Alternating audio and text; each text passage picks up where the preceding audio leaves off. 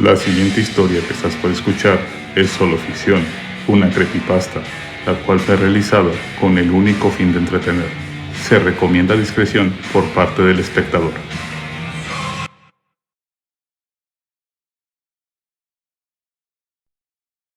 $36.400.000.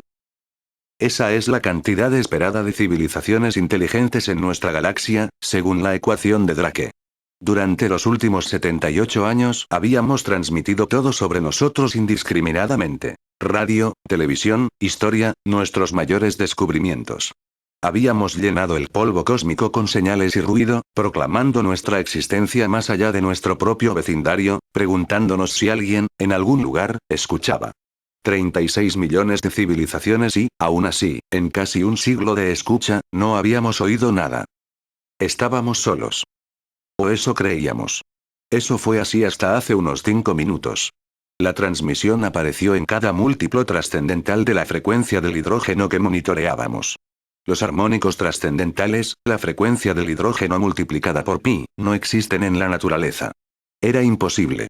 Era artificial. La señal pulsaba con una precisión obscena, amplitudes idénticas, como si el propio vacío hubiese aprendido a latir. Medí 1679 pulsos en el minuto exacto que duró.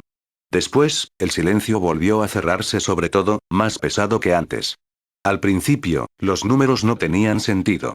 Parecían ruido, una casualidad demasiado perfecta. Pero no lo eran. Nada en el universo es tan uniformemente perfecto sin intención. Volví a revisar la transmisión y sentí como algo dentro de mí se contraía, como si hubiese recordado algo que no debía. Esa era la longitud exacta del mensaje de Arecibo enviado hace 40 años. Con manos que ya no me obedecían del todo, ordené los bits en el rectángulo de 73 por 23. No llegué ni a la mitad cuando lo supe. No había duda. Era el mismo mensaje. Nuestros números del 1 al 10. Los números atómicos de los elementos de la vida. Las fórmulas de nuestros nucleótidos de ADN. Nuestra firma, nuestro grito en la oscuridad. Alguien nos había estado escuchando. Pero no era un eco. No era una repetición. Era una respuesta.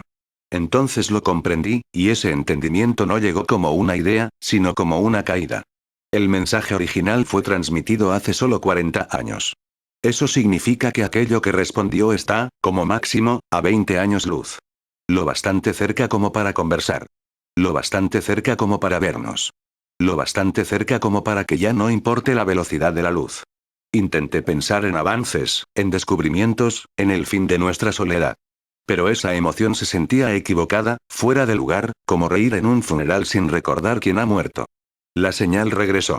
Esta vez no fue rápida. Fue lenta. Deliberada. Cada bit llegó como una gota en un abismo sin fondo, uno por segundo. Durante casi 5 minutos, el universo habló con una paciencia que no era humana. Aunque las computadoras registraban todo, empecé a anotarlo a mano. Supe de inmediato que no era el mismo mensaje.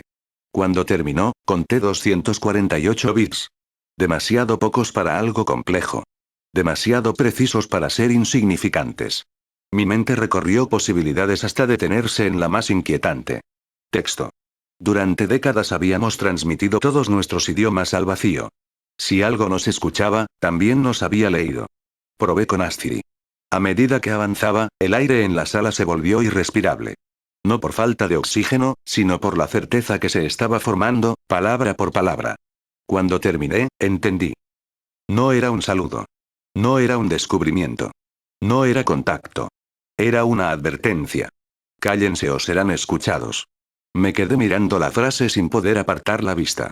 Afuera, el mundo seguía transmitiendo. Millones de voces humanas atravesando el vacío, expandiéndose como una señal imposible de retirar. Entonces algo encajó. 36 millones de civilizaciones posibles, y un universo en silencio. No era coincidencia. Era conducta. No éramos los únicos que habían mirado al cielo y preguntado si había alguien más. Éramos los únicos que no habían aprendido la respuesta. El silencio no era ausencia. Era supervivencia. Porque si otras civilizaciones existieron, si realmente fueron tantas como sugerían nuestros modelos, entonces también habían hecho ruido alguna vez. Y después, dejaron de hacerlo. No porque se extinguieran. No porque fracasaran. Sino porque entendieron. Volví a mirar el mensaje. No decía vendrán. No decía huye. No decía peleen. Decía algo mucho peor. Serán escuchados, como si eso, por sí solo, fuera suficiente.